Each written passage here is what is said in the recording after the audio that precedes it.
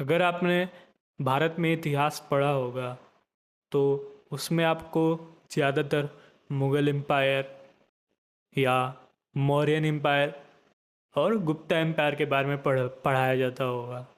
लेकिन इंडिया में एक ऐसा भी एम्पायर था जो कि साउथ इंडिया से लेके नॉर्थ इंडिया के गंगा रिवर तक और इंडोनेशिया तक फैला हुआ था, लेकिन इसके बारे में हमें ज़्यादा कुछ पढ़ाया नहीं जाता है। उन्होंने इंडिया में साउथ इंडिया में इतने बड़े बड़े और खूबसूरत मंदिरें बनवाए जिनको आज यूनेस्को हेरिटेज साइट का दर्जा मिला हुआ है, जिसमें आता है बृहदेश्वर टेम्पल। उनकी नेवी इतनी पावरफुल थी कि वो इंडिया से बाहर जाके ऐसी एम्पायर्स पे अटैक कर पाए।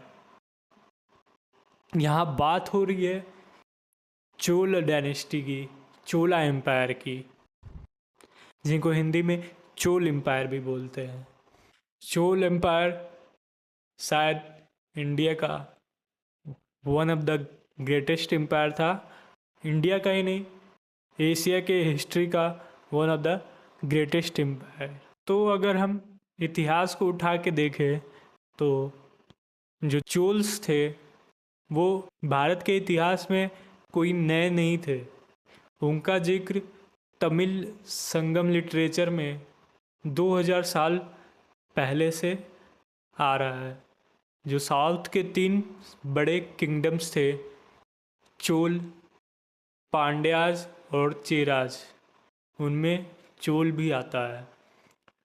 लेकिन 8वीं शताब्दी आते आते चोल्स पावर में बहुत नीचे रह गए थे और लगभग ख़त्म होने की स्थिति पे आ गए थे। लेकिन सन 1848 में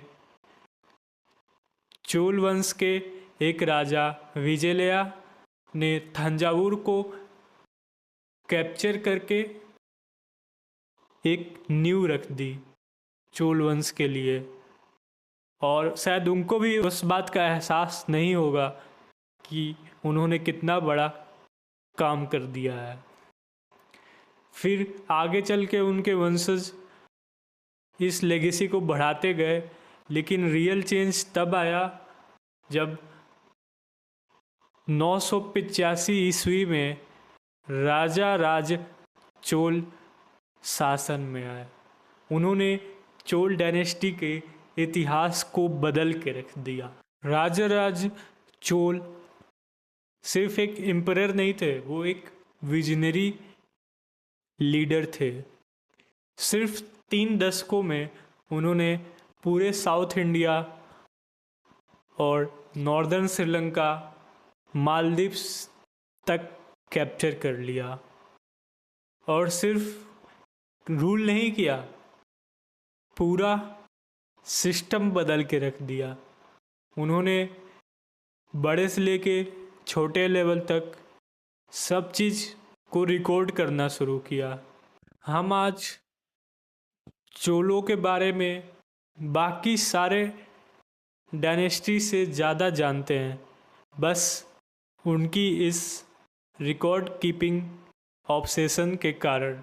उन्होंने सारी चीज़ों को वहाँ के मंदिरों में रिकॉर्ड करवाना शुरू कर दिया। फिर राजा राजा चोल ने बनवाया बृहदेश्वर मंदिर, जो कि 1010 ईस्वी में जाकर पूरी हुई। ये मंदिर 216 फीट ऊंचा था और जिसके टॉप पे शिखर जो रखा हुआ था, वो रखा हुआ है, वो 80 टन का है, ग्रेनाइट का पत्थर से बना हुआ। आज के इंजीनियर अभी भी डिबेट करते हैं कि इतना भारी पत्थर इतना ऊपर कैसे पहुंचा, और ये कर दिखाया था उस समय राजराज चोल ने 11वीं शताब्दी में। 1014 ईस्वी में राजराज चोल के बेटे राजेंद्र चोल ने सत्ता संभाली। और अगर आपको लगता है कि राजराज चोल बहुत बड़े राजा बने, तो उनके बेटे ने उनसे भी आगे बढ़कर कार्य किए। सबसे पहले पावर में आते ही राजेंद्र चोल ने श्रीलंका की कैप्चर को कंप्लीट किया। अब पूरा का पूरा श्रीलंका चोला एम्पायर के अंदर आ गया। तो राजेंद्र चोल ने भारतीय इतिहास का one of the greatest expedition launch किया। वो नॉर्थ की तरफ बढ़ते गए, तंजावुर से शुरू करके ईस्टर्न घाट्स, फिर डेक्कन प्लेट्यू, फिर और नॉर्थ में गंगा रिवर तक पहुंच गए। तंजावुर से 1600 किलोमीटर की दूरी नॉर्थ में। इसी के कारण अब राजेंद्र चोल ने गंगाईकोंडा का टाइटल अपने नाम किया और वापस आके अपना एक नया कैपिटल बनाया, गंगाईकोंडा चोलपुरम, जिसमें उन्होंने एक और मंदिर बनवाया अपने पिता से मुकाबला करने के लिए। लेकिन राजेंद्र चोल का ये विक्ट्री सबसे बड़ी विक्ट्री नहीं है उनकी सबसे बड़ी विक्ट्री तो समुद्र में है। फिर 1025 ईस्वी में राजेंद्र चोल ने भारतीय इतिहास का शायद सबसे बड़ा इन्वेजन लॉन्च किया। उनकी शिप्स, उनकी नेवी बे ऑफ बंगाल को पार करके श्रीविजया एम्पायर पे अटैक कर दी। उन्होंने श्रीविजया एम्पायर पे अटैक कर दिया और उस समय श्रीविजया एम्पायर के अंदर इंडोनेशिया, मलेशिया और थाईलैंड के कुछ हिस्से आते थे। उन्होंने ये अटैक क्यों किया? क्योंकि श्रीविजया एम्पायर उस समय जो इंडियन ओशन में इम्पोर्टेंट ट्रेड रूट्स थे उन पे कंट्रोल करती थी और राजेंद्र चोल चाहते थे कि चोल्स का कंट्रोल हो इंडियन ओशन के ट्रेड राउट्स पर। उन्होंने श्रीविजया एम्पायर को हराकर इन सारी ट्रेड राउट्स पर अपना कंट्रोल कर लिया और इसका सबूत हमें चाइनीज़ रिकॉर्ड्स में भी दिखता है।